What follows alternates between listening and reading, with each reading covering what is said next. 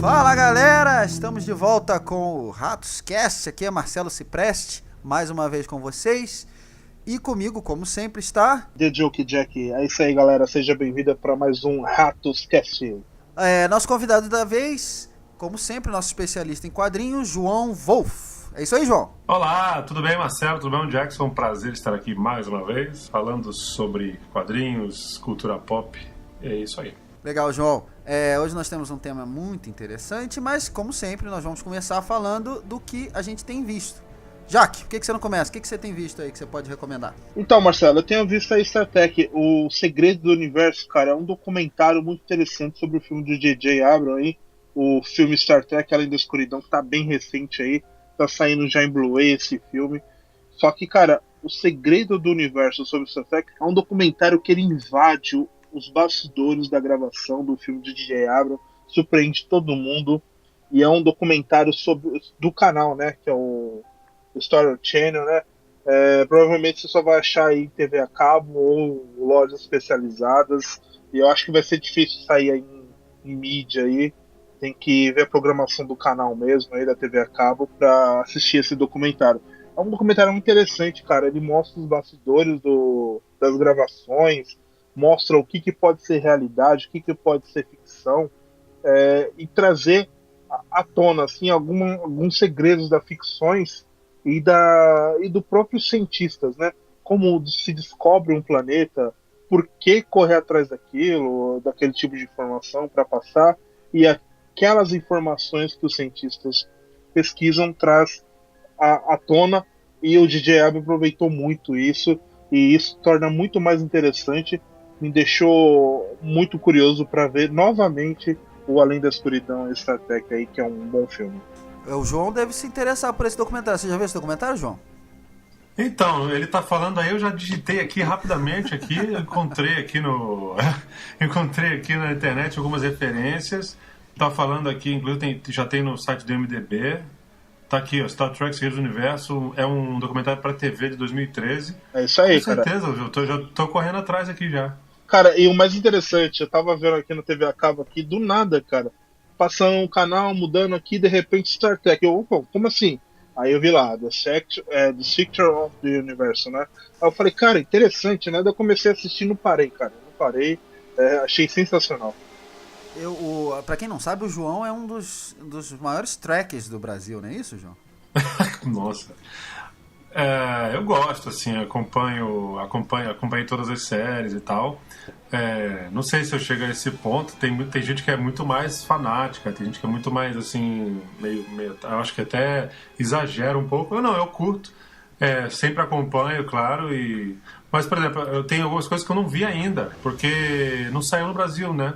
Então, por exemplo, os últimos episódios, as últimas temporadas das últimas séries não saíram no Brasil, então até hoje eu não vi.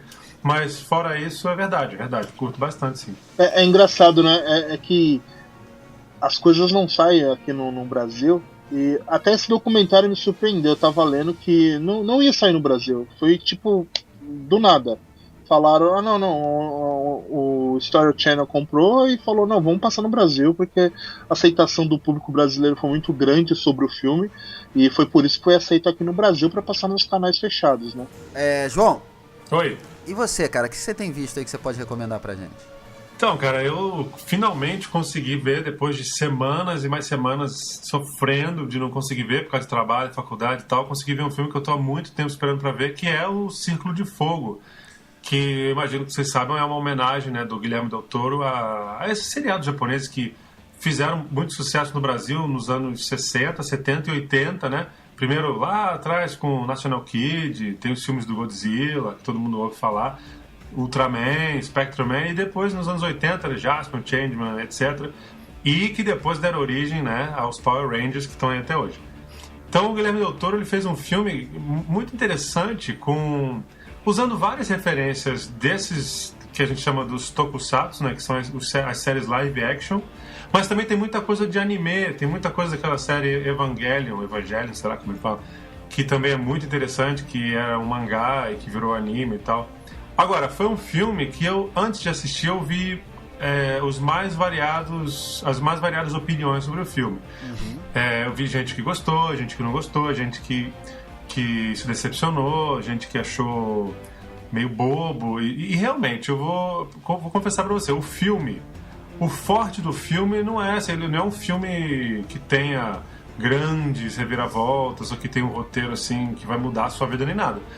Eu acho que pra quem tá acostumado àquela linguagem daqueles seriados japoneses, pra quem realmente viveu aquela época, tem muita coisa legal ali. Eu gostei muito do filme, acho que é um filme divertido. Tem uma parte aqui do filme que eu achei assim sensacional, que realmente estava faltando, e eu fiquei pensando como que ele vai colocar isso. Que todo robô gigante, no final, né, ele luta, ele usa aquelas arminhas todas, mísselzinho, não sei o que, soquinho, mas todo mundo sabe que ele vai esperar até um momento X e vai usar o quê? A espada, né, a espada principal, e aí com a espada ele mata o monstro, né? E tem esse momento, né, quando a Japinha lá, eles estão quase morrendo, ela fala, e agora? A gente não tem mais nenhuma arma. Ela, sim, nós temos a nossa última arma. Aí sai uma espada, assim. Então, quer dizer, são coisinhas que realmente só quem tá pescando todas as referências é que realmente vai curtir. Porque o filme em si, ele não tem nada demais. Mas eu achei que é um filme divertido, gostei pra caramba, e o que ele se propunha mesmo era porradaria, era robô gigante lutando com monstro, e eu achei as lutas muito bem feitas, muito emocionantes, assim, bem legal. A única coisa que faltou, que eu achei, por um segundo eu achei que ia acontecer, quando no final veio aquele monstro que é o dobro do tamanho de todos os outros monstros, eu falei, não, será que os robôs vão se juntar e formar um robô maior ainda? Aí, isso não aconteceu, ainda bem. Mas eu gostei bastante do filme.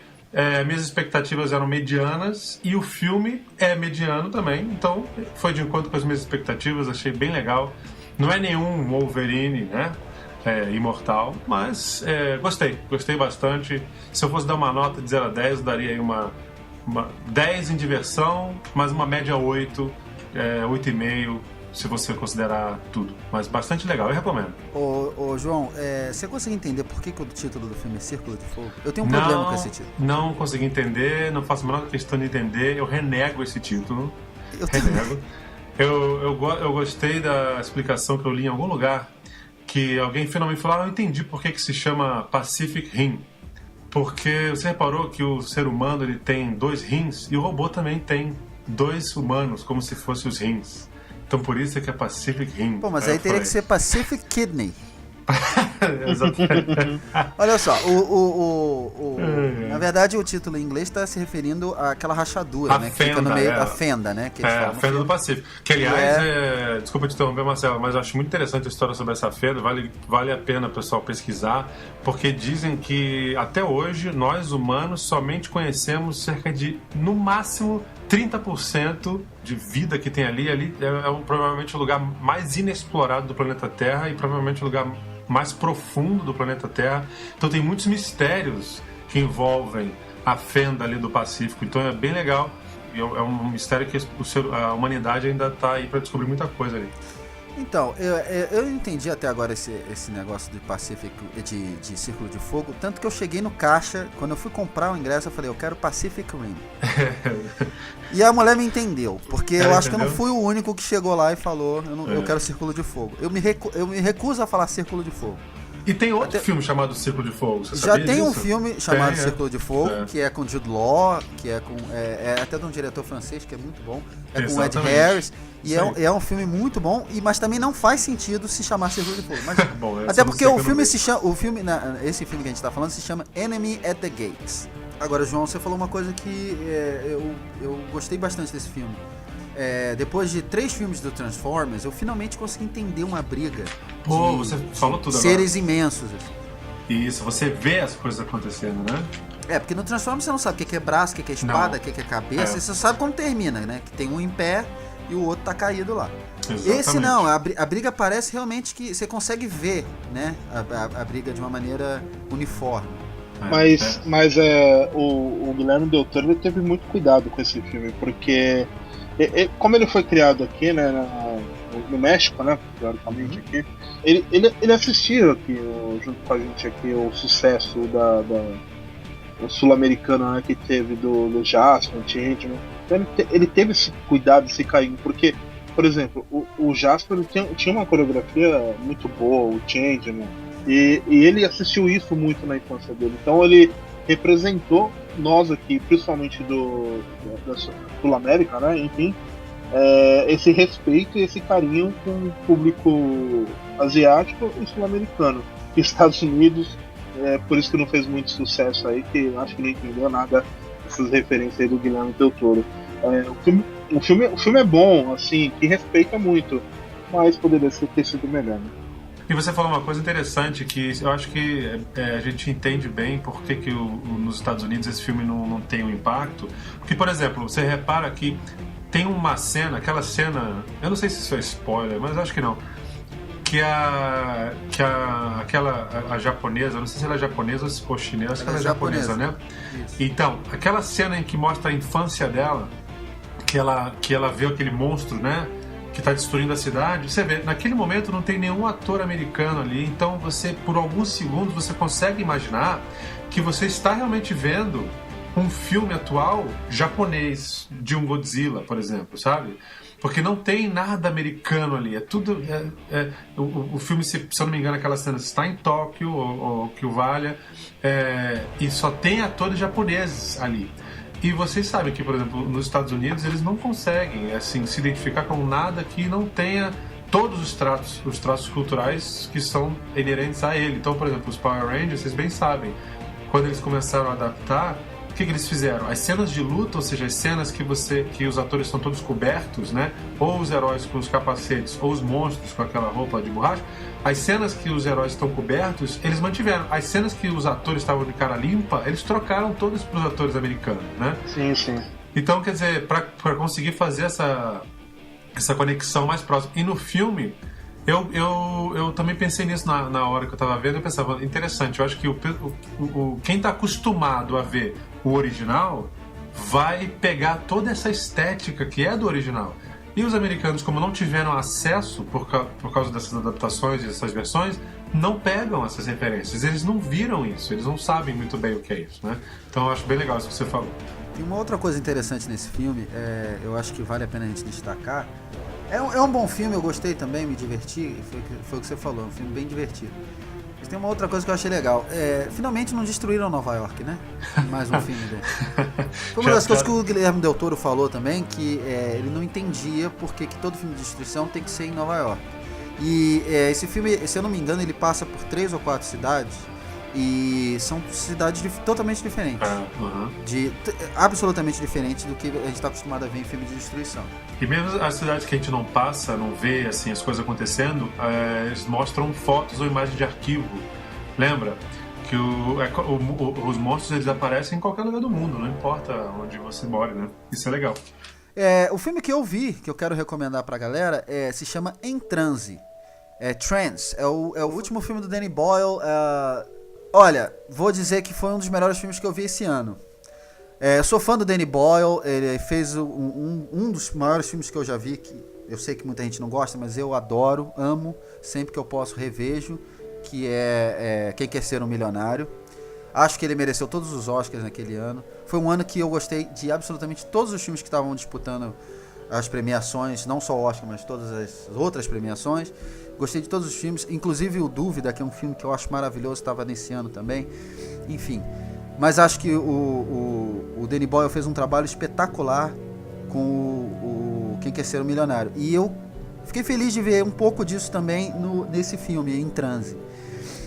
É uma história meio louca, cara. Lembra um pouco A Origem, do Nolan. Tem um pouco de Existence, do Cronenberg. É a história de um cara que ele participa de um assalto, de um roubo, né? De um quadro que vale milhões. E naquela confusão e tal do assalto, ele esconde o quadro. Só que ele recebe uma pancada na cabeça e esquece onde ele botou o quadro. E aí a maneira que eles escolhem depois de tentar várias coisas, eles descobrem que ele pode ser hipnotizado. E talvez através da hipnose ele consiga lembrar. E aí o filme mergulha um pouco, né, nos medos desse personagem, né? Nessa pressão desse personagem de estar sofrendo para lembrar isso. E ao mesmo tempo que a gangue não sabe se acredita no cara, se ele tá mentindo. Quer dizer, o filme faz um jogo, né? Com o espectador. E o tempo todo você não sabe o que é real e o que não é. Não é nem metade confuso como é a Origem, apesar de eu não achar a Origem tão confusa assim como falam. Vale muito a pena, é um filme... o Danny Boyle, na época, ele falou que era um filme adulto, não era um filme de super-heróis, é um filme para o público infantil. Não acho que seja tanto, não acho que seja um filme tão adulto como os filmes que a gente estava acostumado nos anos 70. Acho que ele tentou promover o filme de uma maneira diferente. Não deu muito certo, que o filme não foi um grande sucesso. Tem uma cena de nudez, um full frontal lá da Rosario Dawson. Pra quem gosta da atriz, vale a pena, ela aparece como veio ao mundo. Mas achei meio gratuito também. Acho que ele colocou a cena exatamente pra bater nessa tecla. É um filme adulto. Vale muito a pena, adorei o final. O terceiro ato do filme pra mim é brilhante, porque ele brinca um pouco com o gênero, tá? Você acha que tá acontecendo isso, tá acontecendo aquilo ou outro. Excelentes atuações, o filme é com o James McAvoy, que fez o X-Men Primeira Classe, e com um ator que eu não sou muito fã, mas que eu acho que tá muito bem nesse filme, que é o Vincent Cassel. Eu não sou fã dele só pelo simples fato que ele é casado com a Monica Bellucci. Ele tirou a Monica Bellucci do circuito, pra mim ele merece meu ódio. Bom filme, recomendo. Quem não viu, por favor, veja. Já tá na minha lista aqui também. Opa! Se chama Trance, em transe. É isso aí, vamos entrar no nosso tema principal. Vamos falar de filmes e quadrinhos.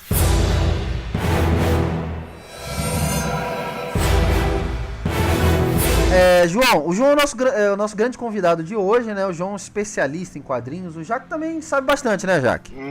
Deixa pro João, rapaz. O João é fera aí. Eu sou fichinha. Eu preciso contar pra galera que tá ouvindo o seguinte. Eu e Jaque, a gente combinou que isso aqui ia ser praticamente uma entrevista. Porque a gente vai jogar as perguntas e o João vai dar um jeito de responder, não é isso? Vocês são muito safados. Eu vou fazer o possível aqui pra poder comentar os assuntos. Manda ver. Vamos lá. Ô, João, eu tenho uma primeira perguntinha pra você. Pra você deixar mais atualizado aí. O que você está lendo atualmente de quadrinhos, cara? De gibis, quadrinhos. Bom, da Marvel e DC eu tô tentando ainda recuperar o tempo perdido. Eu tô com a minha leitura atrasada em 1 ano praticamente. Então tem muita coisa aqui que eu ainda não li. Então coisas de Marvel Now pra cá não me pergunte, eu não sei. Da DC eu também tô com uma leitura atrasada de 1 ano, 2 anos e meio, 1 ano e meio. Mas tem muita coisa interessante que andou saindo por ali que eu coloquei a mão e que eu queria recomendar pra vocês. Primeiro quadrinho que vocês têm que ler, não é nem da Marvel, nem da DC, é da Boom, né? Saiu essa notícia de que eles vão lançar no Brasil, se não me engano é Devir que vai lançar. Olha só. Que é um quadrinho chamado... São 2 quadrinhos que se complementam. Um chama Irredeemable e o outro chama Incorruptible, que em português seria... O segundo seria Incorruptível e o primeiro seria... Irredutível, talvez? O cara que não consegue se redimir. E é o seguinte, né? Esse Irredeemable, ele é um herói. Ele era como se fosse o super-homem do universo. E acontece umas coisas que ele meio que fica maluco e vira um vilão. Mas um vilão, assim, terrível, né? E o outro, o Incorruptible, é justamente o contrário. Um vilão que ele... Ao ver o que aconteceu e o mundo se transforma, imagina se o super-homem de um dia para o outro virasse, né, um tirano. Então esse cara, passa por uma transformação, né, e aí ele vira um herói. Então essas 2 revistas, elas são independentes, mas elas se complementam, as histórias delas passam-se no mesmo universo, e é muito interessante, a linguagem muito, assim, madura. Tem umas coisas, a questão psicológica, né, dos personagens, inclusive eles tratam como se fosse, né, uma Liga da Justiça que eles tinham, e aí esse cara, né, o herói que vira bandido, ele vai caçando de um por um, vai matando todos eles.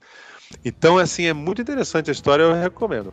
É claro, não poderia deixar de recomendar também Fábulas, que aliás já saiu aqui edições por várias editoras, se não me engano a Panini acho que lançou, muito interessante. E é claro, também não posso deixar de recomendar o Kick-Ass, que está saindo, inclusive o João Romita Jr., que é o meu desenhista favorito, né? Eles estão lançando mais edições agora em função do filme que vai sair. Então essas são as minhas dicas. Esse do Kick-Ass é da Panini também, né?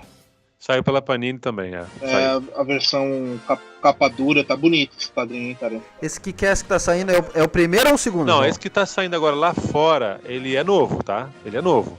Se você quiser comprar as revistas referentes ao primeiro filme e tal, você tem que procurar em sebo, não sei se tem na banca não, algumas livrarias tem ainda. As livrarias especializadas em quadrinhos com certeza tem as encadernadas. Esse da Marvel que você tava comentando, seria dos Vingadores lá, Essência do Medo ou não? Exatamente, esse aí foi onde eu parei. Eu preciso confessar isso daí, cara. Marvel e DC eu tô um ano e meio atrasado na minha leitura aqui. Essência do Medo é onde eu tô lendo agora. Tô lendo isso aí agora. No nosso caso, eu acho que vai ajudar, porque é o que eles estão adaptando hoje pro cinema e o que eles já adaptaram são coisas mais antigas, ou eu tô enganado? Não, então, isso quando eles anunciaram pela primeira vez que o novo filme dos Vingadores ia ser a Guerra do Ultron, aí eu falei, meu Deus, eu tenho que correr, tenho que ler as revistas.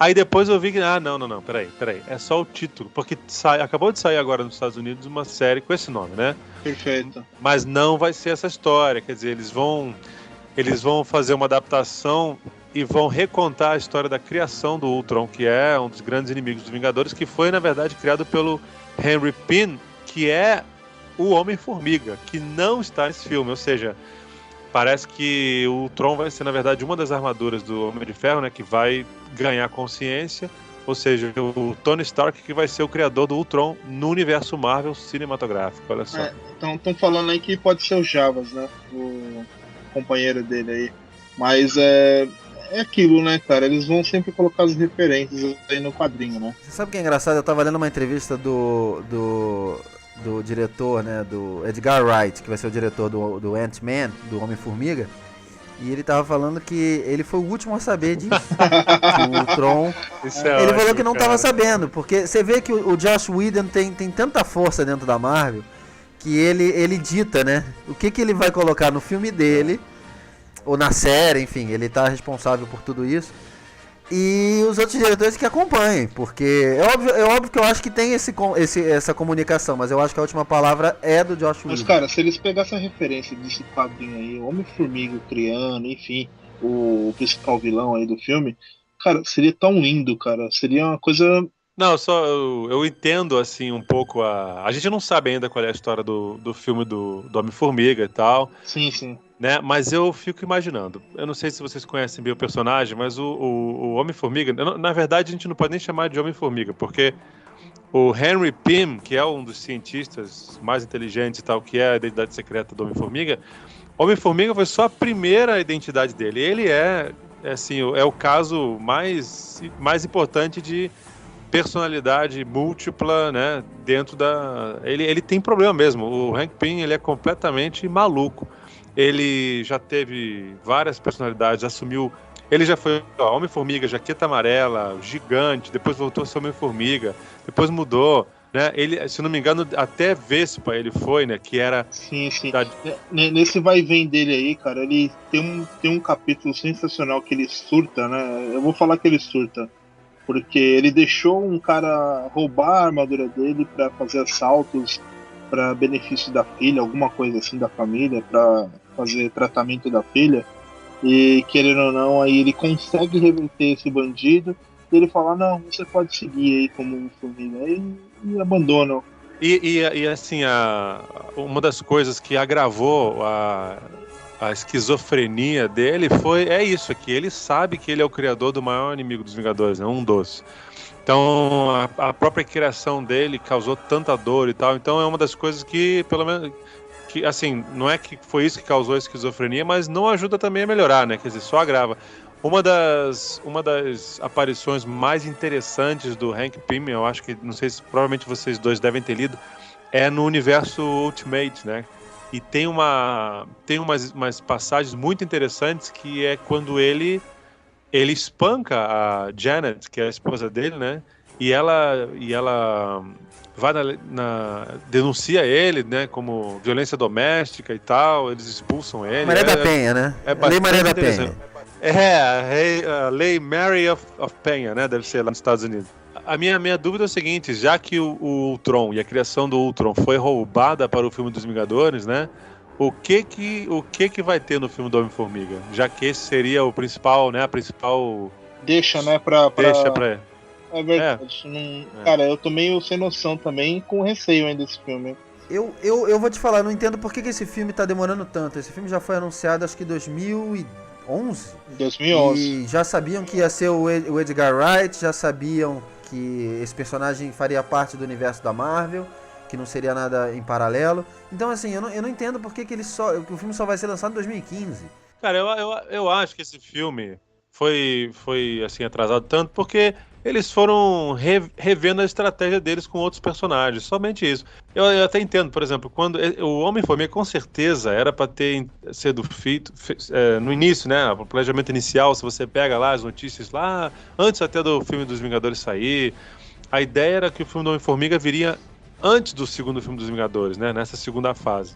E entraria na nova formação, né? Ele deveria ser o primeiro filme agora a passar, antes do Homem de Ferro 3, de tudo, cara. Exatamente. Mas você vê que o que aconteceu, né? Aquele núcleo de personagens dos Vingadores, né? Foi um núcleo tão forte que eles ficaram... Tipo, não tinha muito o que mexer. Agora você vai ver. Você tem ali um grupo de personagens e cada um deles tem um papel muito definido naquela dinâmica, né? O Hank Pym, ele é um personagem que dentro dessa dinâmica, qual é o papel dele ali? Não tem muito, entendeu? Não tem muito onde encaixar ele ali. Então eu acho que eles estão empurrando ele com a barriga porque eles não conseguem encontrar isso. Eles não conseguem encontrar onde que ele vai se encaixar nessa dinâmica. Eu não vejo muito... porque o Tony Stark, ele representa... todas essas características, né, já estão no Tony Stark. Então eles vão trazer um outro personagem parecido, sabe? Nos quadrinhos é perfeito, porque você tem espaço para tudo isso, mas no cinema, que tem que ser uma coisa mais focada, mais dinâmica, todas essas características já estão nesse personagem do Tony Stark. Então eu acho que é isso que eles perceberam, e aí não sabem muito bem o que fazer. Então mesmo que eles façam um filme do Homem-Formiga agora, não sei, não vejo muito ele tendo um papel importante nos próximos filmes dos Vingadores, não. Eu acho que ele vai ficar no filme dele mesmo e olha lá. Ô Jaque, deixa eu te fazer uma pergunta. Pra você, qual foi a melhor adaptação dos quadrinhos pro cinema? Difícil essa aí, hein? Difícil mesmo, cara. Olha, Não vamos esquecer que, olha, nós tivemos na década de 70 Superman, na década de 80 tivemos o Batman do Burton. Pra mim, cara, até hoje, a primeira e a melhor adaptação pro cinema, cara, foi o Superman dos anos 70 aí, né? 70, 80, né? E ficou marcado até hoje, né, cara? Até essa última versão do Superman. Essa última versão não conseguiu pagar totalmente aquele Superman, mas ficou marcado. Mas pra mim a melhor adaptação foi do Superman, o 1 e o 2, né? O 3 até que vai, mas o 4 é horrível. O 4 deveria nem existir. O 3 até que vai é por tua conta. Enfim, também. Né? E na sequência aí, a primeira trilogia aí do Homem-Aranha, que pra mim foi muito boa, né? Tudo bem, teve umas galhofas aí. Você sabe o que eu acho? Eu vou ser sincero, Homem-Aranha há pouco tempo 1 eu e 2, revi eu aceito. tanto a trilogia dos X-Men como a do Homem-Aranha. Eu vou dizer que eu revi involuntariamente. Passou na televisão e eu, por preguiça, eu acabei revendo. Eu acho que ambas, vocês podem discordar de mim, mas eu acho que ambas envelheceram. Tanto a do X-Men quanto a do Homem-Aranha. Mas tem coisas nos filmes do Sam Raimi, do Homem-Aranha, que são imperdoáveis. Que provavelmente no cinema a gente não reparou. Mas eu vou dar um exemplo do que eu tô falando. Eu acho que o João vai lembrar bem do que eu tô falando. Mas no primeiro filme, que ele luta contra o Duende Verde, a última briga deles é em cima de um prédio. Tem uma cena que o Homem-Aranha tá sentado no chão, todo arrebentado, já com a máscara, já com o rosto de fora e tal, não sei o quê. O Duende Verde vem, dá um tapa na cabeça dele, um pedala, senta do lado dele como se fosse o melhor amigo dele e fala: pô, garoto, você podia estar do meu lado, não sei o quê. É uma cena tão camp. É uma cena tão galhofa, sabe? Essa cena destoa mesmo. Eu não sei se vocês lembram dessa cena, mas... eu vou te falar uma coisa. Eu sentado na sala do cinema, na época, eu achei essa cena destoante já. Na época. Pois é, porque não é o Duende Verde que me botava medo. Eu lembro que eu tinha medo do desenho do Duende Verde. Quando era o episódio do Duende Verde, eu tinha medo. Enfim, a escolha do Duende Verde, aquele uniforme do Duende Verde, é uma coisa que também não me desceu. Mas o Sam Raimi, cara, ele teve uma preocupação com os fãs também. Por exemplo, teve algumas cenas que eles respeitaram. Por exemplo, não sei se o John vai concordar comigo, mas aquela cena do Venom lá se transformando na capela, cara, é idêntico aos quadrinhos. Eu achei perfeita aquela atuação. Parecia que eu tava lendo o gibi. Não lendo o gibi, né, detalhadamente, mas as partes, os gráficos, eu achei perfeita aquela transformação ali. Eu só acho que essa cena... Eu só vou fazer um adendo só. Eu só acho que essa cena aconteceu... O filme tem 2 horas e pouco, né? Eu acho que essa cena acontece lá por 2 horas do filme. Eu colocaria no segundo minuto do filme. Sim, mas até explicar a sugestão do Venom, né? Que também foi horrível, né, no filme, mas enfim, né? Isso é um mosaico, né? Esse filme é um mosaico de coisas, assim, não dá pra... Eu acho que assim, cara, se for juntar os 3 primeiros filmes do Homem-Aranha, tem cenas que deixam perfeito. Mas se for juntar a trilogia aí, o filme no conceito total aí é horrível, né? Eu só acho que a trilogia do Homem-Aranha, como eu falei, foi a que envelheceu pior, mas ela tem um detalhe engraçado. Todos os filmes têm ótimos vilões. Tanto o primeiro quanto o último, e são ótimos atores também. Agora, olhando de cima, eu acredito que os 2 vilões que mais me surpreenderam, quer dizer, os que eu queria ver, né? O Venom e o Homem-Aranha. O Homem-Aranha, eu me surpreendi muito com a representação dele no cinema. Eu gostei bastante. Pra mim é o que leva o filme, né? Até porque ele não é um vilão, né? De certa forma. Mas esses 2 eram vilões que, assim, quando foram anunciados, todo mundo esperava. E engraçado, porque foi no pior filme, né? Dos 3. Mas assim, vamos lá. Eu não sei vocês. O Homem-Aranha 1. Concordamos aí que seguiu mais ou menos os quadrinhos, foi legal, o vilão convenceu, entre aspas. Não, o primeiro filme sim, tem problemas, mas eu acho que na época a gente estava tão feliz de ver aquele filme que a gente não reparou. Mas, por exemplo, e você tem lá algumas cenas antológicas, aquela cena do... Ai meu Deus, fugiu o nome do ator agora que faz o Duende Verde. William Dafoe. Aquela cena do William Dafoe no espelho, ela é antológica, entendeu? Cara, a atuação dele é sensacional, né? Entendeu? Tem momentos, assim, por exemplo, é uma maneira de contar a origem ali que é legal, você assiste. E o filme envelheceu, eu acho que... Sabe por que eu acho que o filme envelheceu? Você falou a palavra certa, eu acho, Marcelo. O tom camp que aparece em muitos momentos. E eu acho que isso tem a ver com a atuação, né, dos atores, tem a ver com certas escolhas. Por exemplo, a roupa do Duende Verde, eu não sei se vocês viram já, mas existia um estudo para uma outra roupa mais próxima dos quadrinhos, né, com aquela máscara. Eu lembro, eu já vi e era bem mais medonha também. Aí é que tá, você falou a palavra, entendeu? Eu acho que eles saíram eles poderiam ter feito um filme muito mais sério, muito mais pé no chão, como é o dos X-Men, né? Mas eles optaram por fazer uma coisa mais indo para uma coisa mais infanto-juvenil, eu acho, sabe, desse filme. Eu acho que eles deveriam respeitar aí o Duende Verde, ele passa medo, cara, e nesse filme ele não passa muito. Não, exatamente. Tem momentos, né? Aí, por exemplo, eles conseguem trazer essa sensação em alguns momentos, mas eu acho que o filme peca porque na época foi feita uma escolha de um certo tom para beneficiar uma certa audiência um pouco mais jovem, um filme mais leve. E aí depois que o tempo passou, aí a gente não consegue, porque a própria juventude, ela amadureceu um pouco, né? Ela tem outros valores hoje, tem outras... Assim, Nossa, falou super jovem aqui, né? Mas eu digo assim, eu acho que o público de um modo geral, principalmente de filmes de super-heróis, né? Eles querem ser levados mais a sério. Então esse filme não... E olha, engraçado vocês falarem comparando o Homem-Aranha, a trilogia do Homem-Aranha, a trilogia dos X-Men, porque... eu queria assistir os filmes dos X-Men antes de assistir o novo do Wolverine, que ainda não vi, por sinal. E eu reparei que eu gostei mais do filme hoje, dos filmes de modo geral hoje, do que na época. Por quê? Justamente por isso. Pra mim, na época, esses filmes eram muito mais sérios, muito mais secos, assim. Como é que eu vou dizer? Eles tinham um tom mais realista. E esse tom mais seco, mais realista... preveniu que esse filme envelhecesse tão rápido.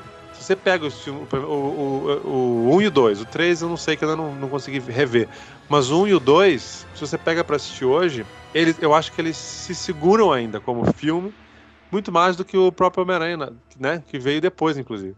Concordo plenamente. O X-Men 1 e 2 aí seguram perfeitamente. Ô João, deixa eu fazer a mesma pergunta pra você. Pra você, qual foi a melhor adaptação dos quadrinhos pro cinema? Olha, vou polemizar, hein? Manda. Pra mim, melhor adaptação dos quadrinhos pro cinema foi o segundo Judge Dredd. Olha. Pra mim, não tem pra ninguém, cara. Filmaço, cara. Muito bom filme. Eu acho assim, cara, esse filme, o cara teve uma ideia que eu acho que foi perfeita. Ele falou assim, olha, eu não vou me preocupar muito com muitas coisas. Eu vou pegar digamos, uma fatia, né? Um momento da vida desse personagem e eu vou representar esse pequeno momento ali. E funciona perfeito, porque a gente não se preocupa muito com... Como é que eu vou dizer? Ele, indo por esse caminho, ele evitou de colocar coisas que não contribuiriam para a história, sabe? Ele se focou numa história que é simples, se passa num lugar só, né? Ele respeitou a questão do personagem não tirar o capacete, que eu acho que eu acho que é uma mensagem que ele manda, dizendo assim, olha, aqui quem tá aqui é o Judge Dredd, não é um ator XYZ, entendeu? Sem ego, né? Oi? Sem ego, como aconteceu no caso do Stallone, né? Que com 5 minutos de Exatamente, filme já tirava o capacete. O ator ali... Exatamente, o ator ali tá servindo ao personagem, né? E não ao contrário, como o Homem de Ferro agora virou e o Robert Downey Jr., né? A pessoa vai ao cinema não pra ver o Homem de Ferro, não pra ver o Tony Stark, mas pra ver mas Robert Downey Jr. Mas dá a própria referência. O Juiz Dredd com o Stallone é uma coisa. Ele quer mostrar que é a estrela por detrás do personagem. Mas eu acho que a gente até tem que dar um desconto lá pro nosso querido Stallone, porque veja bem, o primeiro Judge Dredd, cara, foi feito numa época que ninguém levava a sério mesmo, né? Os filmes de super-herói. Era outro universo e tal. Mas esse eu confesso pra você que, pra mim, é um filme que não compara. A gente tá falando de adaptação, né? Falando de adaptação, pra mim, não tem defeito, cara. Não tem o que dizer que o cara errou ali na hora de adaptar. Foi muito bem feito. E esse filme aí foi de um orçamento muito baixo, cara. E ele foi totalmente independente, né?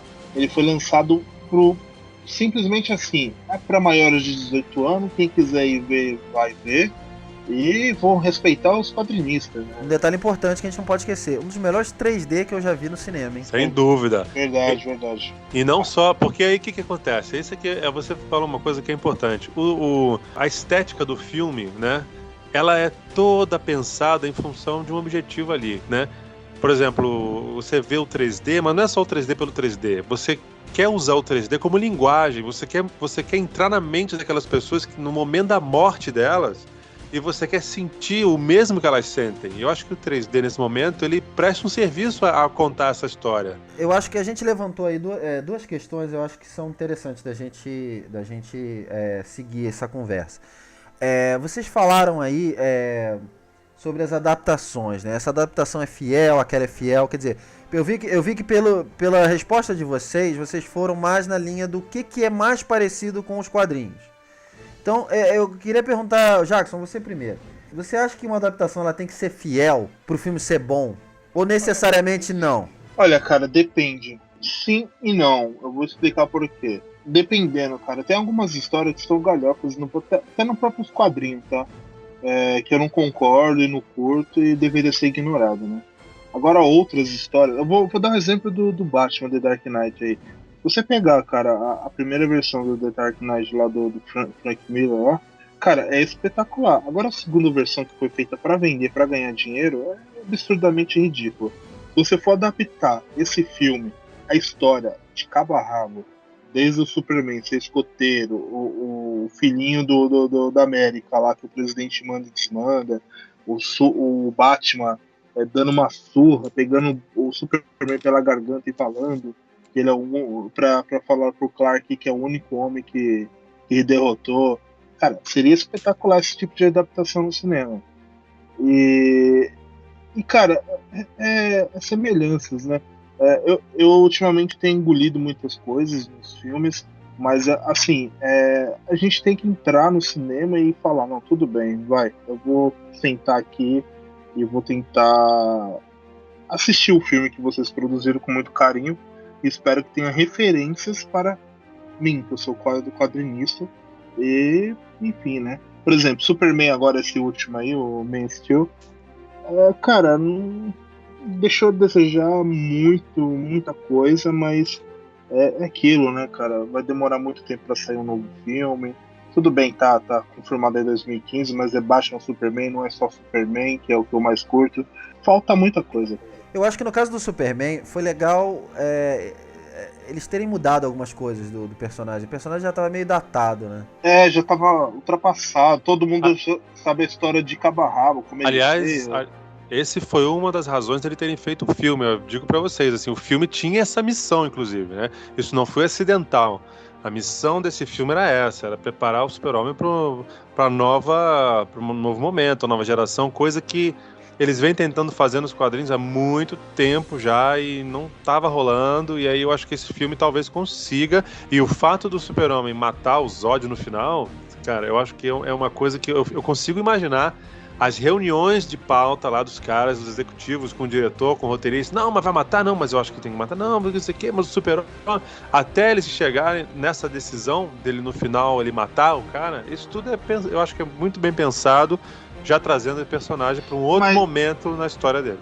Mas, o João, mas acaba sendo referência, porque tem quadrinho do Superman, eu não vou lembrar o número, obviamente. Não, eu concordo, eu entendo, mas olha só... Que tem que ele mata tanto pra Zona Fantasma, ou mata os Zord. Tanto que no Superman 2 lá ele mata os Zord, né? Ele joga na vala lá da casa de solidão dele lá e acabou. Então, mas eu acho que eu sei que você está falando, concordo com você, mas eu acho que é diferente. Eu acho assim, se você pega os filmes antigos e tal, anos 80 e tal, matar não tinha o mesmo peso, assim. Você matava torta e direito, né? Até comédias, você, né? Você tem maneiras e maneiras de matar, né? Isso é uma coisa. E outra coisa, eu acho que você pegar, por exemplo, essas histórias que você falou, que são histórias que realmente existem, e o Super-Homem foi cruel algumas vezes, sim, na carreira dele. Mas uma coisa é você pegar essas histórias e é como se você pegasse e jogasse numa vitrine, entendeu? Quer dizer, o filme é um filme, né? Histórias são milhares. Então, esse um filme, ele tem que representar a essência. Então, eu acho que se o fato dele matar o Zod está nesse filme que, em tese, representa a essência do que vai ser esse personagem, eu acho que isso quer dizer alguma coisa, entendeu? Eu acho que isso quer dizer alguma informação, principalmente para quem não acompanha as histórias, que é a grande maioria do público também, né? É verdade. Aliás, é o meu caso. É o meu caso, e eu queria falar assim, pra mim a melhor adaptação dos quadrinhos pro cinema, e eu sou um cara que eu tô aqui representando o povão, tá? Porque vocês leem os quadrinhos, vocês são fãs. Eu sou o povão, eu sou o cara que eu passo na banca, eu vejo a capa, mas eu compro o jornal. A minha opinião, pra mim, a melhor adaptação de quadrinhos, quer dizer, o melhor filme de super-herói que eu vi é do Snyder, é o Watchmen. E eu sei, por A mais B, eu sei que vou polemizar aqui também, que eu sei que muita gente não gostou. Eu só fui descobrir depois que o final do filme não era exatamente o que é o final dos quadrinhos. Mas eu adorei, principalmente do meio pro final, eu adorei saber quem era o vilão daquele filme, eu adorei saber qual foi a motivação daquele vilão, que pra mim ele não tem nada de vilão. A motivação dele tudo bem, os fins justificam os meios. O que ele faz é uma coisa horrível. Mas ele tem uma excelente intenção em fazer aquilo. Concordo. E só mais um comentário. O Snyder brigou por o Superman matar o Zod. O Snyder foi o único que brigou por isso. O Nolan não queria. Os produtores achavam que também não deviam. Quer dizer, todo mundo achava. O roteirista não queria. Ninguém queria que ele morresse. Só o próprio Snyder queria. Cara, o Watchmen, o filme é bom. Pra quem não lê quadrinhos. Mas pra quem lê quadrinhos, sabe que o Snyder, Mas então, ele faltou com respeito ali em alguns momentos ali. Mas essa é a minha questão, João. Você não respondeu. O filme, pra ser bom, ele tem que ser fiel? Olha só, eu acho que uma coisa é uma coisa e outra coisa é outra coisa. Tem filme fiel, tem filme bom. O filme pode ser fiel e ser bom, ser fiel ser uma bosta, ser bom e não ser uma adaptação fiel, e ser uma boa adaptação e um bom filme. A gente pode ver alguns exemplos. Por exemplo, Conan. Eu gostei do filme. Qual né? filme? Qual filme? Eu sei que eu fui o único. Peraí, eu tô falando original com o Schwarzenegger, não tô falando... Ah, beleza. Jackson, você me lembrou do filme recente que eu tinha até esquecido, olha só, eu fiz tanto esforço pra esquecer e tinha conseguido. Cara, desculpa, se eu soubesse eu não tinha nem comentado, que é uma porcaria, velho. Mas olha, o filme original, cara, o filme do Schwarzenegger, ele não é uma boa adaptação no sentido de ser fiel, porque tem muitas coisas ali que você nunca vai ver, assim, sabe? É um samba do crioulo, mas é um bom filme. É um filme divertido, é um filme que, cara... Inclusive, vocês sabem, né? Que o Conan vai voltar, né? O Schwarzenegger já... Vai voltar. Legends of Conan. Isso, porque existe, né? A outra revista do Conan, que é o Conan Rei, que conta a história dele depois, né? Que ele já é rei lá do reino, que eu esqueci agora o nome. Ciméria, isso aí, né? Filmes bons, geralmente, são filmes que sobrevivem ao tempo, né? Então, por exemplo, se você vai pegar o filme do Conan original hoje pra ver, talvez você vai reparar certas coisas e tal, mas é um filme bom, inegavelmente bom. É uma adaptação fiel? Tenho lá minhas dúvidas, né? Agora, é um filme tão bom e tá tão vivo na memória da gente que a gente quer que ele continue de alguma forma. E o Schwarzenegger tá aí, vai fazer o Conan Rei, quando ele já virou rei da Ciméria lá e tal, e é uma outra revista do Conan.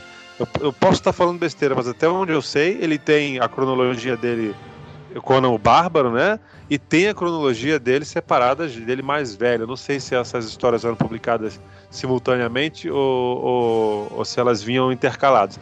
Mas a questão é que vem aí o filme. Agora, por exemplo, Watchmen.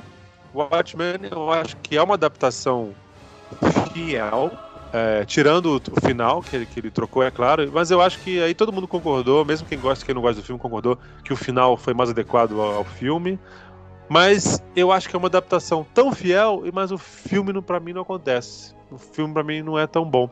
Tem outro exemplo também é o Spawn. Alguém lembra do Spawn? Muito. É bom, cara. Filme. Eu gosto. É uma adaptação fiel, cara. Eu acho fiel a adaptação. Pô, eu lembro que eu acompanhava os quadrinhos e pra época, cara, eu era o Spawn que tava nos quadrinhos, tava ali no cinema.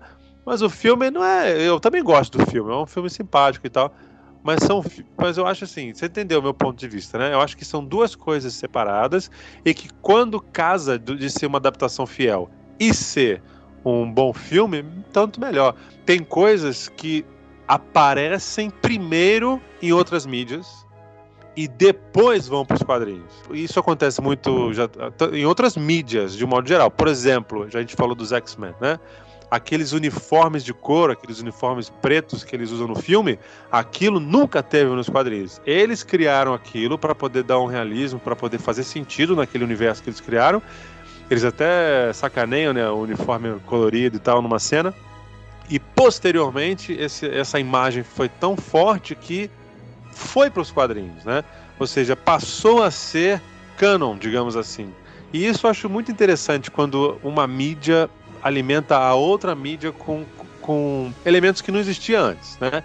Eu acho que nesse ponto você vê que o cinema ele encontra alguma coisa que é verdadeira para o personagem, que faz sentido naquele universo, mas que não necessariamente estava ainda explorado na outra mídia original. João, é muito interessante o que você está falando, porque não aconteceu isso só com os X-Men, né? Eu sei que o Tony Stark mudou um pouco, eu até queria que você falasse um pouco disso, do Tony Stark e no caso, né, do específico do Tony Stark e do Nick Fury.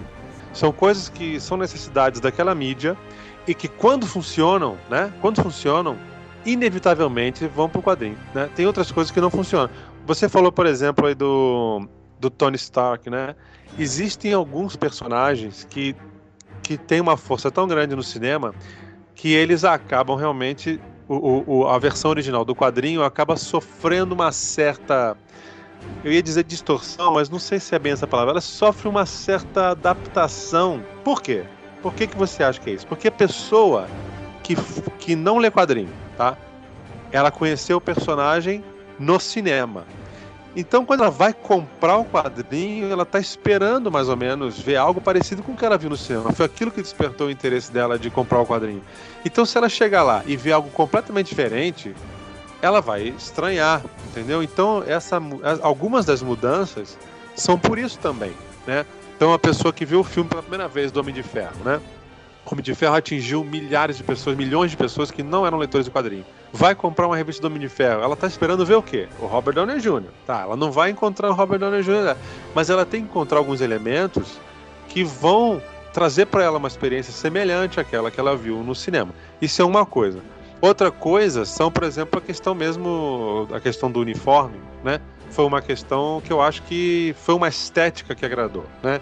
Então, como os quadrinhos também, sempre em busca talvez de se modernizar e tal, eles testaram aquela questão dos uniformes, funcionou durante um tempo, depois acabou diluindo, misturou e voltou a ser o que era. Ô, João, mas tem uma curiosidade, tem alguns filmes, o Homem de Ferro é um exemplo clássico, que os quadrinhos não estavam vendendo muito bem, não tinha muito sucesso, e com o sucesso do primeiro filme, eles readaptaram o próprio quadrinho, né? Com o atual filme Homem de Ferro. Isso, tem muitos elementos dos filmes que invadiram os quadrinhos, né? Você, aos pouquinhos, você vai colocando elementos que lembram o Robert Downey Jr. Se você pegar uma história antiga, antes do filme, você vai ver que o Tony Stark tem certa personalidade. Hoje, ele não mudou, não é outro personagem. Mas você vai ver um cavanhaquezinho cortado de um jeito que não estava antes. Você vai ver ele sendo... O humor dele, o senso de humor dele mudou um pouco. Por quê? Pra ficar mais próximo. A roupa no dia a dia vai estar igual ao do filme? Isso tem. Mas essa tendência, esse fenômeno, ele é muito mais antigo do que vocês podem imaginar. E coisas que existem na mitologia do personagem que você vai pensar, nossa, não, mas isso aí sempre fez parte da mitologia do personagem. Não, isso às vezes foi uma coisa que veio muito depois. E o exemplo principal, eu acho, mais interessante é a Kryptonita. Vocês sabem qual é a origem da Kryptonita? Ilumine-nos. É uma história interessante, olha só. Não sei se vocês sabem, mas antigamente, muito antigamente, há 50, 60 anos atrás, como não existia, né, filmes, blockbuster e tal, onde que os heróis, qual era a outra mídia que os heróis encontravam representação, como se fosse assim, pro povão que não lia quadrinhos? Rádio, antes da televisão, o rádio, muito bem.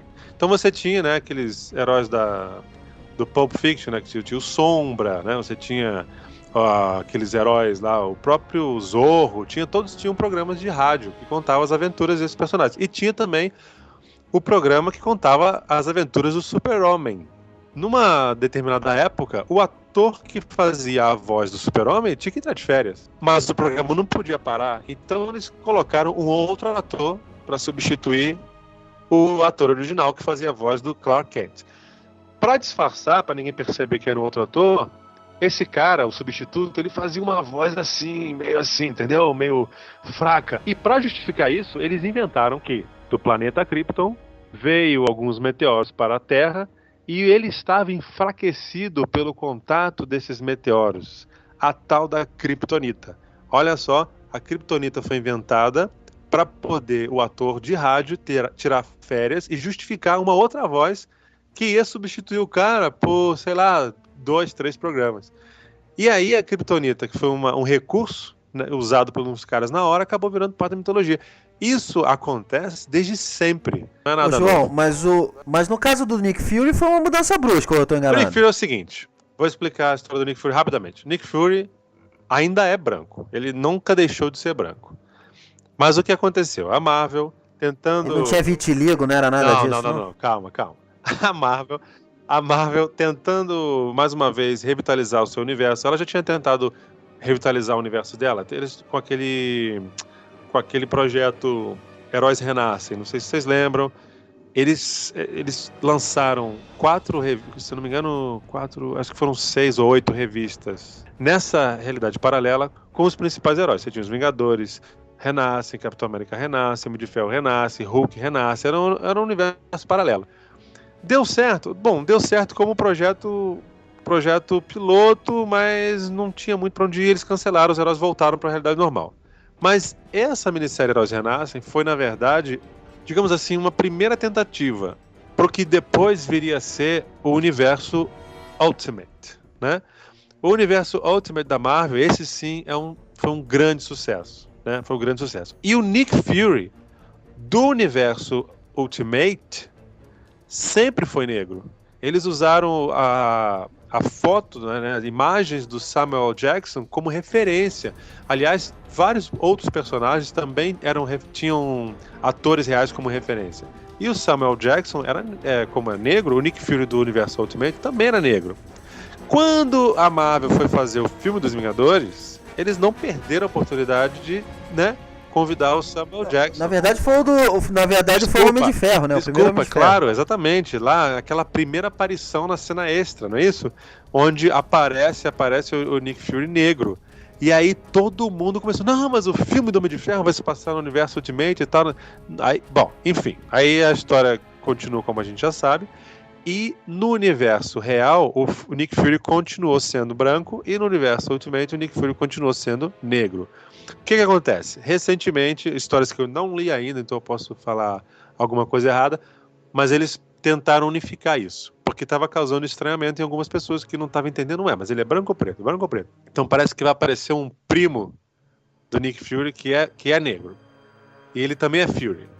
E ele também vai virar agente da SHIELD. E o nome dele também é Nick. E o nome dele acho que é... sei lá qual é. Mas enfim, eu sei que eles estão... Tem um novo Fury negro aí no universo normal da Marvel. Ah, não. Isso não é confuso. Aí tudo bem. Aí, mas eu acho que todos vamos concordar que o melhor Nick Fury de sempre nunca poderá ser batido o nosso querido David Hasselhoff, né? Não, aí não. Aí não, porque aquele filme é muito ruim. É muito ruim, primeiro né, que é filme pra televisão. Olha, aquele filme é tão ruim, cara, que eu acho que eu não sei, mas a carreira do David Hasselhoff conseguiu ir mais pro ralo ainda depois daquele filme. Pô, né? eu acho que ali já foi direto pro Tietê, cara, porque já tava no ralo. Acho que dali foi fora do alcance. Jaque, deixa eu te fazer uma pergunta. Fala aí. A gente falou de Tony Stark, e o Clark Kent, cara? O Clark Kent dos quadrinhos e o Clark Kent do cinema, será que eles acertaram? Tá muito longe do que é? Cara, tá longe de ficar o Clark Kent dos quadrinhos. Por que é tão difícil transpor o Clark Kent, cara? Qual o problema do Clark Kent? Eu já penso ao contrário, é o personagem mais fácil de se adaptar pro cinema, cara, e eles não conseguem, cara. Você concorda, João? Eu gosto do Christopher Reeve, o que você acha? Não, o Christopher Reeve tá perfeito. Não aí também. Ali é o Clark Kent perfeito, cara. Agora custava fazer isso no Man Steel, ou enfim, deveria colocar um pouquinho mais do Clark aí. O Clark não tem aquela cara de modelo da Calvin Klein, não tem aquela cara. Ele fica com aquela cara de bobão, óculos caindo, fica olhando pra baixo, todo mundo é superior a ele, como o Clark Kent. A melhor interpretação foi essa do Chris. Agora as últimas, cara, infelizmente nenhuma conseguiu se adaptar. Nos quadrinhos, na minha opinião, tá? Nos quadrinhos, cara, é o personagem mais fácil de se adaptar. Agora, não sei o que essas pessoas leem, né? Ou não tem referência nenhuma de quadrinhos, né? Sabe o que eu acho? Eu acho que eles focam muito no personagem do Super-Homem. Concordo. E esquecem que eu acho que o que dá mais assim dimensão é a contrapartida, né? Que é o Clark Kent. Agora, sabe o Clark Kent que eu curto? E aí eu vou te falar que o Super-Homem desse ator é péssimo, mas o Clark Kent eu curto. Do Jim Kane. Do Retorno. Não. Da série. Da série Lois e Clark. Eu também acho. Aí a gente vai concordar. Legal. Ô, João, mas eu posso te falar uma coisa? Eu acho que isso não acontece só com o Clark. Eu tenho pra mim que, tanto no universo DC como do Marvel, eles acertaram com os heróis, mas eles erraram, a maioria errou com os alter egos. E eu falo isso do Batman também. O Bruce Wayne é o personagem que a gente mais viu nas últimas décadas, né? Verdade. A gente teve desde Val Kilmer, Michael Keaton, George Clooney, até o Christian Bale agora. E é muito fácil a gente dizer, pô, o Christian Bale é o mais parecido. Só que, assim, vocês concordam que o Bruce Wayne dos quadrinhos não é muito o Christian Bale? Concordo, mas tem algumas referências. Por exemplo, ele tenta demonstrar que o Bruce Wayne ele é aquele cara que troca o dia pela noite, tudo bem. Mas de dia ele tá ali representando pouquíssimo a empresa dele, né? Ô, Jaque, o Bruce Wayne é louco. Ele é psicopata total. Eu ia chegar nisso. Cara, a diferença entre ele e o Coringa é que o Batman usa o vestimento de morcego e o Coringa de palhaço. A única diferença é essa. Sabe qual é o melhor Bruce Wayne? Antes de falar, eu preciso dizer uma coisa. Vamos ter em mente, né, a referência da época. É porque a gente pensa no Batman de hoje em dia. Mas vocês vão lembrar que o Batman, antigamente, ele não era soturno, ele não era louco. Isso nunca tinha sido explorado sobre ele, né? Quem começou a explorar isso foi o Neil Adams, lá em 1970, sei lá o quê. Mas na década de 60, o Batman era uma coisa meio bizonha, né? E na época que o Batman era bizonho, surgiu a série de TV, né? Do Batman, com o Adam West. O Adam West. E eu vou falar pra vocês, o paralelo entre essa série e o Batman que existia na época, né? Que era publicado na época que essa série foi feita, era assim, impressionante. Impressionante como eles conseguiram passar a linguagem dos quadrinhos para a televisão de uma maneira tão perfeita. Não só o Batman, mas o Robin também, né? Vamos colocar pontos e vírgulas aí, né? É o Bruce Wayne, agora o Batman. A gente tá falando do Bruce Wayne, o Batman. E o Alfred. É porque aquela barriguinha não ajudava o Batman, né? Aquela barriguinha dele, né? João, falando em super-herói que foi vivido por vários atores, o que você tem a dizer sobre o Bruce Banner? Nosso querido Incrível Hulk. Olha, bom, eu antes de falar desse assunto, eu preciso dizer, eu não sei se vocês sabem, mas o Hulk e todas as, né? Tudo que o envolve é o meu personagem favorito dos quadrinhos, sempre foi, sempre será. O Hulk, pra mim, ele representa uma série de questões muito interessantes que alguns autores conseguiram trabalhar de uma maneira muito legal, outros não, né? Pra mim, o Hulk não tem nada a ver com porradaria, o Hulk tem a ver com repressão. Hulk pra mim é isso, é repressão, a repressão que o ser humano sente da sociedade, do pai, da mãe, da família, do que for, né? Mas isso é pouco explorado, né? Também. É a história do médico do monstro. Pois é, essa é a questão que eu queria ver, porque você acha que eles já conseguiram, pelo menos na superfície, já conseguiram levar pelo menos um pouco disso pro cinema? No cinema não. No cinema não levaram absolutamente nada da essência do personagem pro cinema, é a minha opinião. Assim, eu li provavelmente todas as histórias do Hulk, claro, até, deixa eu ver aqui, eu tô um ano atrasado, mas as antigas eu consegui ler todas elas desde o começo. Claro que ele surgiu muito como uma coisa médica e o monstro mesmo, o Stan Lee mesmo, ele confessa que a inspiração dele foi o médico e o monstro e tal. Mas depois alguns outros autores levaram mais para essa questão psicológica, do passado reprimido, não sei o quê. E o Bruce Banner, ele é isso, né? Ele é um cara suicida, depressivo, né? Mal amado, né? Ele não consegue se resolver. A questão dele com a Beth é uma questão complicadíssima. E, também voltando a falar do universo Ultimate, muito interessante como eles exploram a figura do Bruce Banner no universo Ultimate. Vocês também deviam dar uma olhada. Ô João, você concorda comigo que os dois filmes do Incrível Hulk é uma galhofa, certo? Os dois filmes. Exatamente. Mas a melhor adaptação, no meu ponto de vista, que foi melhor explorado com essa parte depressiva, foi nos Vingadores. Teve uma coisa bem fiel ali, né? Olha, vamos lá. Eu acho que tem cenas do segundo filme que mostram o potencial que aquele filme teve, mas que não foi aproveitado. Essa questão dele controlando a raiva dele e tal, são escolhas, né? Eu assim, olhando o ator, olhando a figura do ator, eu ainda acho que como é o nome do cara que faz o Hulk no Vingadores? Esqueci. Mark Ruffalo. Olhando a figura do ator, assim, como pessoa, eu ainda acho que o Mark Ruffalo representa um Bruce Banner melhor. Por quê? Porque é o jeitinho, assim, como é que eu vou dizer? Meigo, cara. Ele é meigo. Ele é fraco. Ele é fraco, cara. Né? Ele demonstra uma fragilidade que ele não é, cara. E eu não vejo isso no Edward Norton. Eu não consigo ver. Eu acho que o Edward Norton tem uma coisa no olhar. Ele é muito psicopata. Né? O Edward Norton tem uma coisa no olhar dele que demonstra muita força e tal. E eu acho que nunca ninguém realmente levou o personagem do Bruce Banner a sério o suficiente para entender que o Bruce Banner, que o Bruce Banner é isso. Ele é. Você imagina um cara reprimido. Imagina um cara que ele é reprimido em tudo, né? Sexualmente, reprimido socialmente. Um cientista que provavelmente. Ele é assim, é o nerd extremo, né? O cara que passou a vida dele inteira no laboratório e tal, não tem muito traquejo social, ele não tem nada disso. E ele sofre lá aquela explosão lá de raios gama para salvar lá o Rick Jones, né? E aí, essa mutação que acontece nele, você vê, a repressão, ele tinha tanta coisa reprimida dentro dele que aquilo vira um monstro, né? E a única maneira que aquilo sai de dentro dele é através desse monstro. Alguns momentos que nunca foi explorado, eles tocam nesse assunto no segundo filme, que a própria Betty, ela trata com o Bruce Banner de um jeito e ela trata com o Hulk de outro, porque ela sabe que é a mesma pessoa, mas são duas personalidades diferentes, né?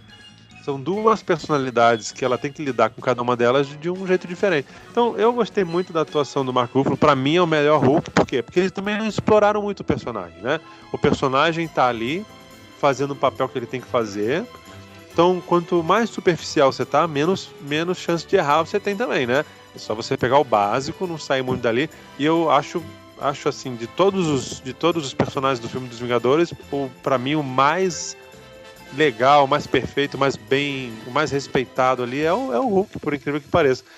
E eu gostaria de ver um filme do Hulk nesse universo, com o Mark Ruffalo. Eu também, mas olha só, então, pelo que você descreveu aí, o Bill Bixby também não tinha nada a ver com... Opa, vamos lá, calma. Eu vou te falar... Uma coisa, outra coisa, outra coisa. Não, eu vou te falar que o Bill Bixby... Já que a gente tá falando de séries, Vamos né? lá, eu vou te falar uma coisa assim, eu vi essa série na época, eu era criança, não entendia muita coisa, e era aquele típica série dos anos 80, que cada episódio é uma história fechada e muito repetitivo, você vê 10 episódios, é a mesma história 8 vezes, né? Muda um pouquinho aqui, muda um pouquinho ali.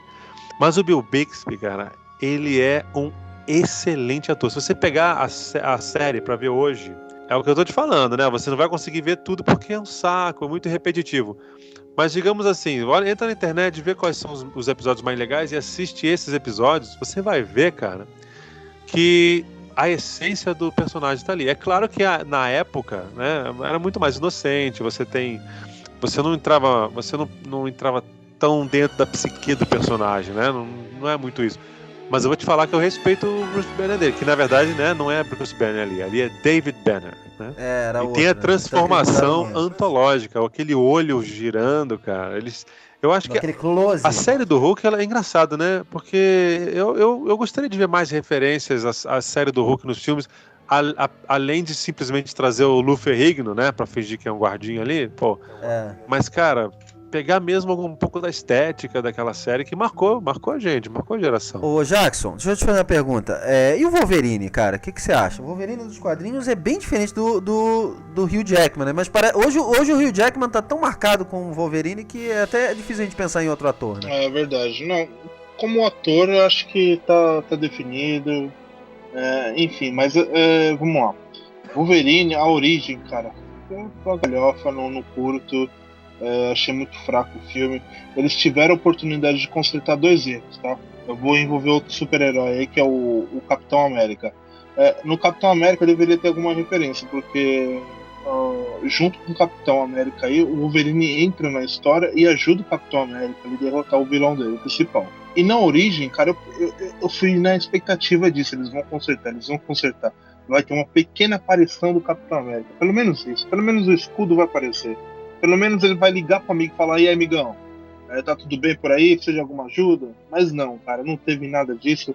Nenhuma pequena referência. E a origem foi uma merda desse filme. Agora tá aí, o Wolverine Imortal, né?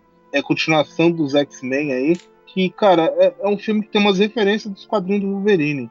Que da história que ele viaja pro Japão e tudo mais. Eu não vou dar spoiler por causa do João que não assistiu.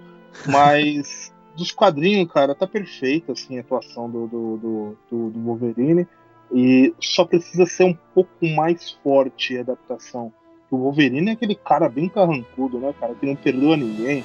Se morre um amigo dele, ele vai atrás até matar o infeliz, né? Eu ia fazer um comentário seguinte, que eu acho que eles consertaram o Dente de Sabre. Sim. Mas não o Dente de Sabre dos quadrinhos, né? O Dente de Sabre dos quadrinhos, ele fisicamente ele parece mais o do primeiro, Isso. mas o Dente de Sabre do Origins é melhor, não?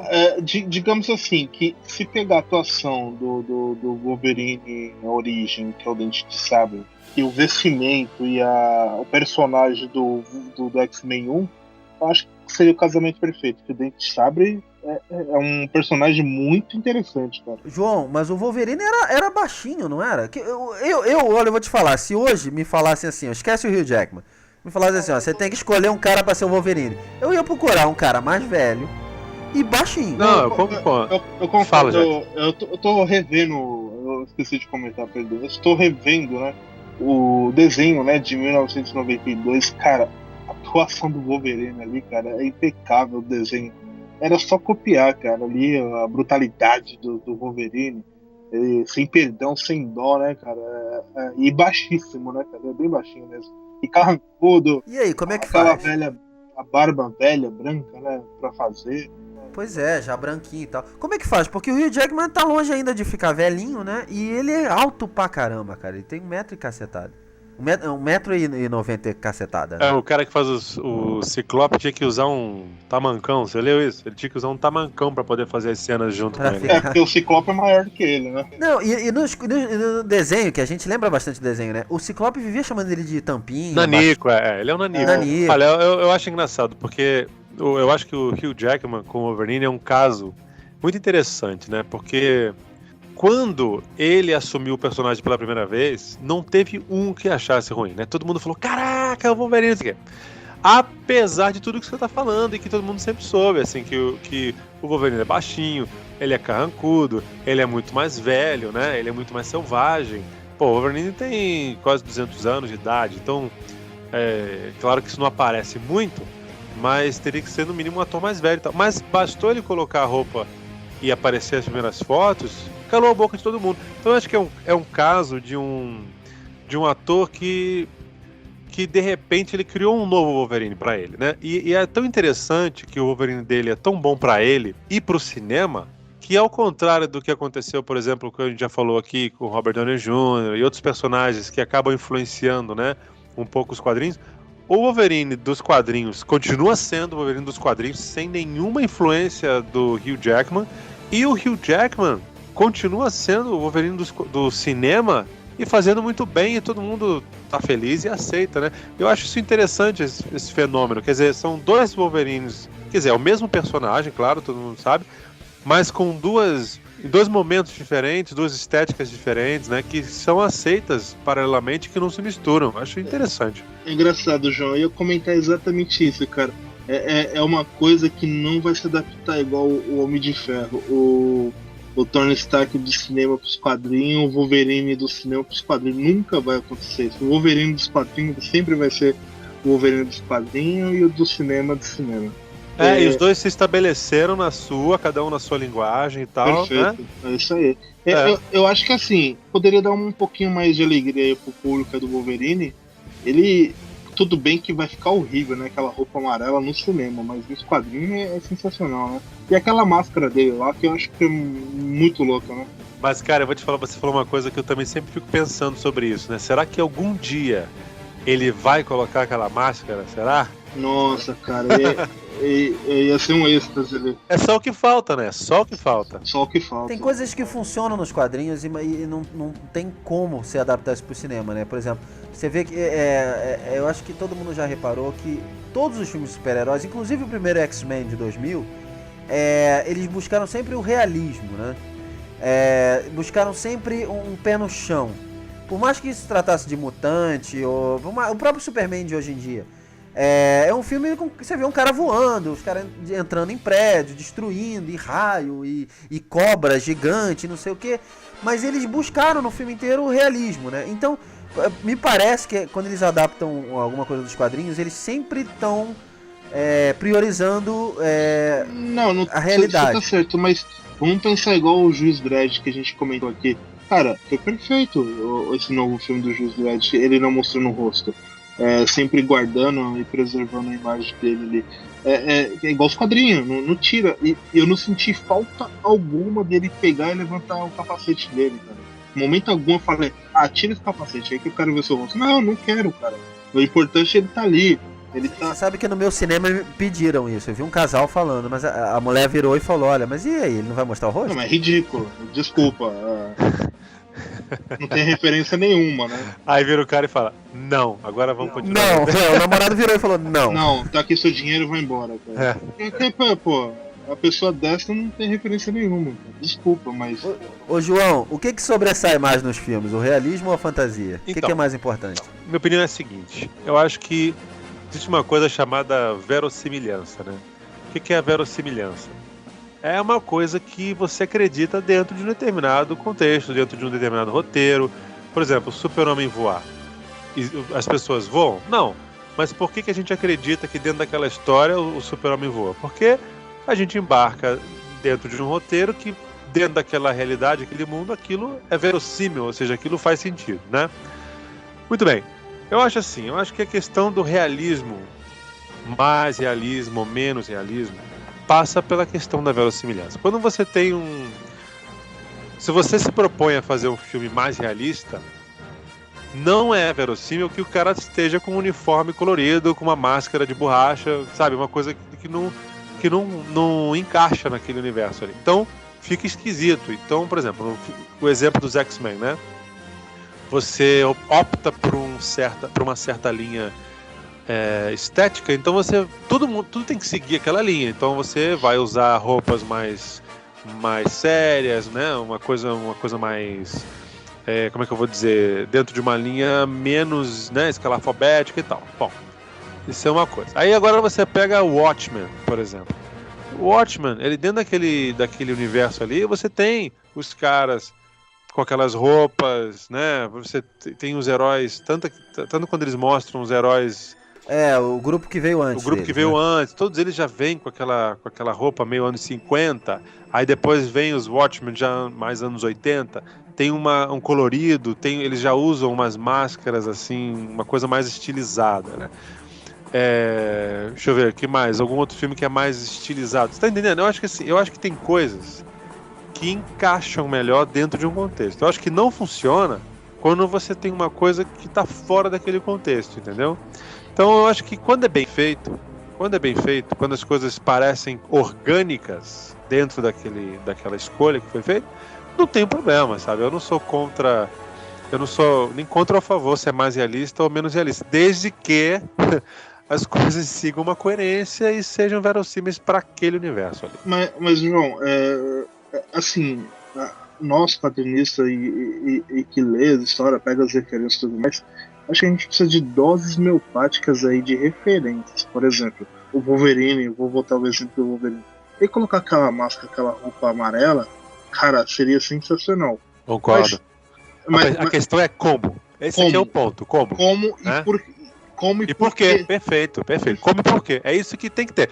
O cara se esforçando e achando né? Agora, se ele vai usar o filme inteiro, ele colocou. Não importa, é isso. Em questão de 10 segundos, a galera vai ao delírio, cara. E depois volta.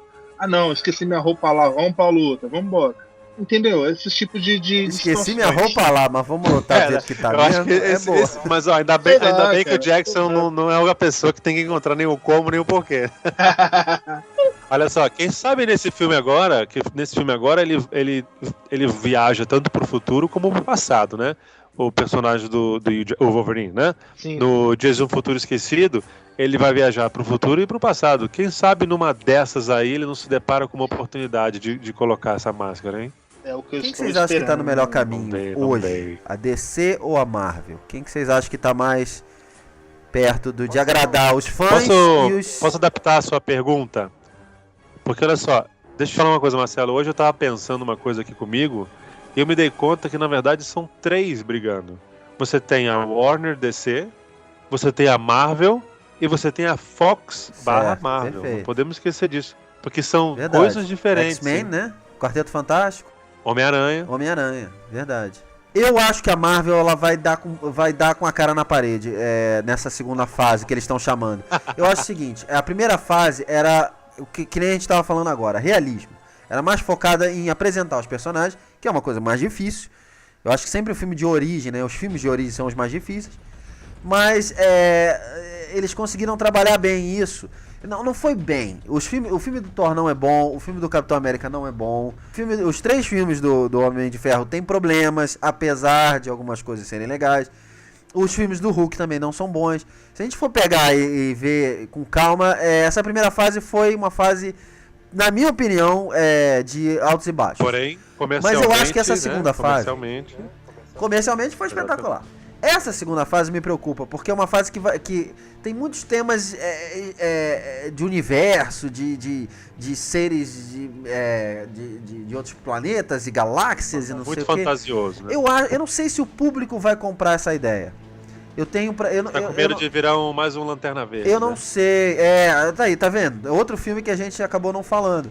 Mas que, por isso, exatamente pelos mesmos motivos do fracasso do Lanterna Verde e dos mesmos motivos que o Superman não engrenou, porque o Superman ele engrena enquanto a história tá na Terra. As pessoas que reclamam desse novo Superman reclamam mais de quê? Do começo de Krypton e da parte, enfim, final, que é aquele samba do crioulo doido de seres espetaculares. Eu acho que o público pode recusar isso. Mas eu também não vejo muita fé na DC. Quem sabe não é a hora da Fox agora. Pelo que eu tô entendendo, pode ser. Pelos rumores que estão saindo aí, eles agora querem seguir os passos da Marvel, né? Quer dizer, vão juntar o Quarteto Fantástico com os X-Men, são os rumores, né? Quem sabe eles não resolvem... Ó, o próprio ator que faz Homem-Aranha, eu sou péssimo pra nome de ator, cara, vocês vão ter que me ajudar. Andrew Garfield. Esse cara mesmo, ele já tá fazendo lobby lá, não, porque tem que juntar o Homem-Aranha, os X-Men e os Vingadores, não sei o que, a gente sabe que isso é praticamente impossível de acontecer, mas não é impossível que junte o Homem-Aranha com os X-Men, com o Quarteto Fantástico, eles também têm o Demolidor, se eu não me engano, né, porque acho que... Ou eles o Demolidor voltou pra Marvel. Perderam o Demolidor, verdade. Voltou pra Marvel. Perderam o Demolidor. E o Motoqueiro Fantasma também, voltou pra Marvel. Motoqueiro Fantasma, pode ir, Motoqueiro Fantasma. Não importa. Ou o Nicolas Cage, meu amigo, pode ser qualquer um. Mas eles ainda tem um material grande aí que eles podem trabalhar. E se duvidar, ainda tem cartas na manga aí. Entendeu? Então, eu não sei, eu acho que pode ser que venha alguma coisa interessante da Fox. Já tá assim, óbvio que eles se ligaram, que eles têm uma mina de ouro nas mãos e eu acho que eles vão mudar um pouco a política e vão investir nisso daí, mas de uma maneira mais agressiva, como a Marvel fez. Concordo que eu acho que o ápice da Marvel já passou. Eu acho que agora eles estão na rebarba já. Eles vão continuar investindo o máximo que eles puderem para conseguir ganhar dinheiro em cima enquanto tiver ainda, sabe? Sabe quando já passou, mas você ainda consegue tirar né? Apertar a laranja até o bagaço, né? Eu acho que já entrou nessa fase. E a DC, eu acho que tá naquela mais experimentalista. Vamos ver agora, juntar o Super-Homem e o Batman era uma coisa que ninguém esperava nesse momento, né? Tava todo mundo focando no filme da Liga da Justiça. Então, de repente, veio essa outra ideia. Eu não sei. DC pra mim é um mistério. Marvel pra mim já tá na curva descendente. E eu acho que a Fox pode estar entrando na curva ascendente. Vamos ver. Esse é o panorama pra mim. Mas vocês estão desconsiderando uma coisa importante. Como eu falei, contar uma história de origem é sempre mais difícil. São os filmes geralmente que as pessoas menos gostam. Agora, esse filme do Thor que vai sair... Mas cara, se fosse assim, que vai sair, Robocop seria um filme fraco. Perfeito. Entendeu? Sim, mas Robocop não é um personagem tão conhecido. Eu acho que o Robocop você pode brincar, você pode mudar, porque as pessoas não vão cobrar tanto. Assim como o Blade, assim como o Homem de Preto. Agora, o que eu tô falando é o seguinte, eu sei por A mais B, não por ter lido, mas por conhecer pessoas que leram, que Thor The Dark World, né? E o Capitão América, o Winter Soldier, são umas das melhores histórias, tanto do Thor quanto do Capitão América. Mas, cara, esse é meu medo, cara. Mas vamos ver. Eu tô torcendo pra dar certo. Eu espero que o Thor não seja feito pra mulherzinha e ele começa a levar porrada, entendeu? Eu entendo o medo do Jackson, porque quanto melhor a história original, maior a decepção que a gente vai ter, né? Então, voltando lá, a Marvel, aí fechamento nos Vingadores. Ah, fechou filme pra criança, os Vingadores é filme pra criança. Não vem falar que é pra adulto, que não é. Para criança dentro de todos nós. Não. Também, mas é filme pra criancinha. E quando eu...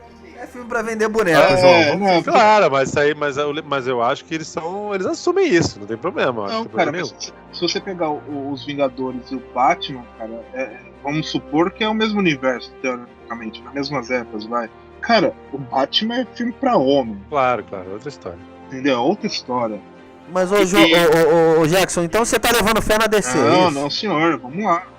A DC, cara, porém, a DC ela tem um problema. Ela abre um ciclo e ela fecha. Ela abriu o ciclo do Batman e fechou. Abriu o Superman, não confiou, já meteu o Superman para tentar resgatar a bilheteria e quer saber de dinheiro. Não respeitou os fãs do Superman, na minha opinião. Deveria ter tido uma trilogia, ou após o segundo filme, aí no terceiro lançar o Batman e o Superman.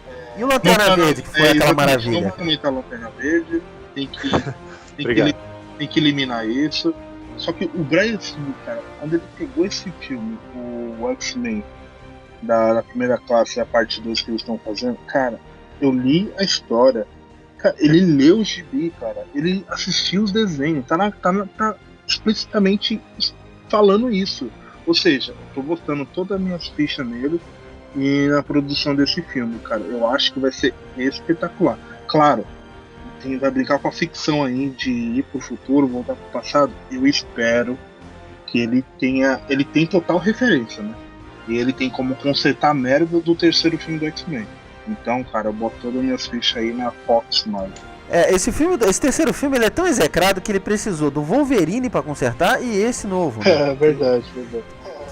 É difícil consertar com um filme só aquele terceiro filme. Não, mas eu sou uma das poucas pessoas que ainda gostam daquele filme. Mas, Marcelo, eu acho que ele tomou uma atitude boa ali, o Brett Ratner, ele tomou uma atitude legal, vou matar todo mundo.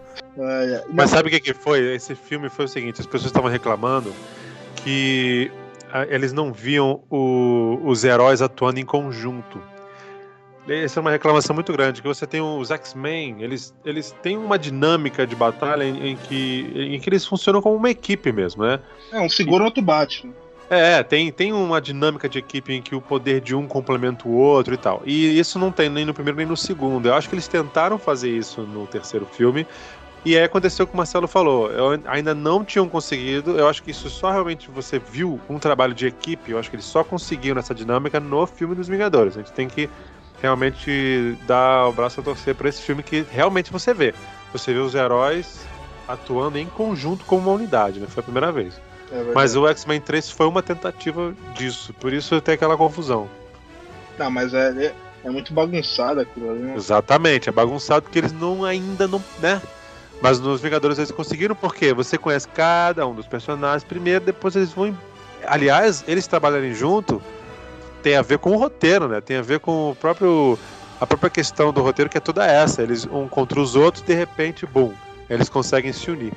E outra coisa que eu queria comentar, voltando aí ao começo do João tava falando, sobre juntar o Homem-Aranha com o Wolverine. Cara, isso aí tudo é referência para aquele quadrinho lá, Guerra Civil, né, da Marvel lá, que assim, a história é espetacular, mas eu não curto o Homem-Aranha no universo dos Vingadores, não, cara, e nem muito menos o Demolidor, né? Enfim, né? Eu não curto, né? A história é espetacular, recomendo Guerra Civil aí. Eu acho uma boa juntar esse Homem-Aranha novo com qualquer um, porque eu acho ele meio bundão. Qualquer um aí que botar junto com ele tá bom. Queria agradecer, João, obrigado por você ter participado do podcast, é uma honra pra gente. Que isso, prazer foi todo meu. Queria que você deixasse um contato aí, cara, algum site, algum blog, algum Twitter, qualquer coisa aí pra galera que quiser falar com você. Agradeço o espaço aqui pra deixar realmente alguns contatos. Eu tenho o seguinte, eu tenho a minha fanpage no Facebook, que é fácil achar, João Wolf mesmo, João Wolf, W-O-L-F, né? Tem também o meu canal no YouTube, eu acho que tem bastante coisa interessante lá. Tem alguns filmes que eu atuei, filmes que eu editei, tem meu trabalho como apresentador, tem um monte de coisa legal, inclusive vídeos novos agora, recentes, então também João Wolf, se você procurar no YouTube você acha meu canal. E é isso, cara, acho que o contato melhor mesmo é pelo Facebook, que eu tô lá todo dia. Legal, Jackson, nosso contato do Ratos, qual é de novo, mais uma vez? Twitter, @RatosCast, Facebook, Ratos de Cinema, é só digitar lá na fanpage, que você acha a gente facinho. Tem o nosso feed de notícias, é só seguir a gente lá, Ratos de Cinema também. E nosso e-mail, ratoscasts@ratosdecinema.com.br. Curte, comenta, mande seus feedback. Somente com seus feedback a gente vai saber aí se vocês curtiram ou não o nosso podcast, nossos comentários. E vamos palpitar aí, gente. É isso aí, manda a sua opinião, que a sua opinião é que vai fazer a gente melhorar e crescer e saber pelo menos o que vocês estão achando, pensando e vendo Então é isso, gente. Queria agradecer a todo mundo. Não esquece de entrar lá, de deixar um recado pra gente. E a gente se vê no próximo podcast. Se tudo correr bem, se estivermos vivos e se nenhum super-herói atropelar a gente no meio do caminho.